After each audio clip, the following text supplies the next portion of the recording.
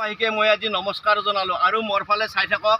মই পেটত বাচ্চা লৈ আজি আপোনালোকৰ আগত মই আহি ওলাইছোঁ এটা দুখৰ কাৰণে। কাৰণ আমাৰ মাই যেতিয়া আমাক পেটত 10 মাহ 10 দিন আমাক এনেকৈ এটা বাচ্চা এটা বোজা লৈ কেনে আমাৰ মাই মানে কিমান কষ্ট কৰি কেনে আমাক ৰান্ধি বাঢ়ি খুৱাইছিল, ঘৰৰ মানুহক মানে কামত সহায় সহযোগিতা কৰিছিল। আৰু আমাৰ মাহঁতে মোৰ মাই কেতিয়াবা ঝাৰু মাৰিব নোৱাৰে, এনেকুৱা পেটৰ বিষ আহে আৰু ৰাতি ভালদৰে শুব নোৱাৰে। পেটত আমি এনেকৈ ইফাল সিফাল কৰি থাকোঁ, মানে ইমান জ্বালা যন্ত্ৰণা। কিন্তু সেই মাৰ কথা আমি পাহৰি যাওঁ।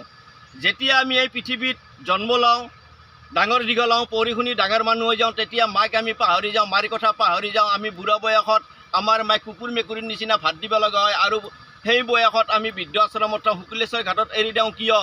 আৰু আমি যেতিয়া কেঁচুৱা অৱস্থাত কান্দি থাকোঁ, আমাক কোনেও মানে ৰখাব নোৱাৰে, কোনেও আমাক জিদ কৰিব নোৱাৰে। অকল মাৰ আহাৰ এটোপ মুখত পৰিলে আমাৰ অন্তৰ ঠাণ্ডা হৈ যায়। সেই মাক আমি আচলতে পাহৰি যাওঁ। আপোনালোকে এবাৰ ভালদৰে চিন্তা কৰি চাওক যে কিমান দুখৰ কাহিনী।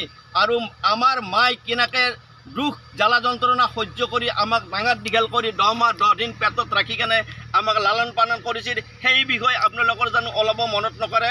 মোৰ ভিডিঅ'ৰ জৰিয়তে আজি আপোনালোকে মা বাবাক কোনোদিনে পাহৰি নাযাব। মা বাবাক একদম ভালদৰে বৃদ্ধ বয়সত সেৱা শুশ্ৰূষা কৰিব আৰু বুঢ়া বয়সত কাকো ঘিণ নকৰিব। আৰু এটা কথা কৈ আছোঁ মই আপোনালোকক, পাপ কামৰ কাৰণে ভয় কৰিব, কিন্তু পাপীক কেতিয়াও ঘিণ নকৰিব। এই ভিডিঅ'টো যিমান পাৰে আপোনালোকে আজি শ্বেয়াৰ কৰি দিয়ক আৰু মোৰ ভিডিঅ'তে জৰিয়তে আজি গম পাওক যে মা বাবাক বৃদ্ধ বয়সত আমি সেৱা শুশ্ৰূষা কৰিব লাগে। ধন্যবাদ।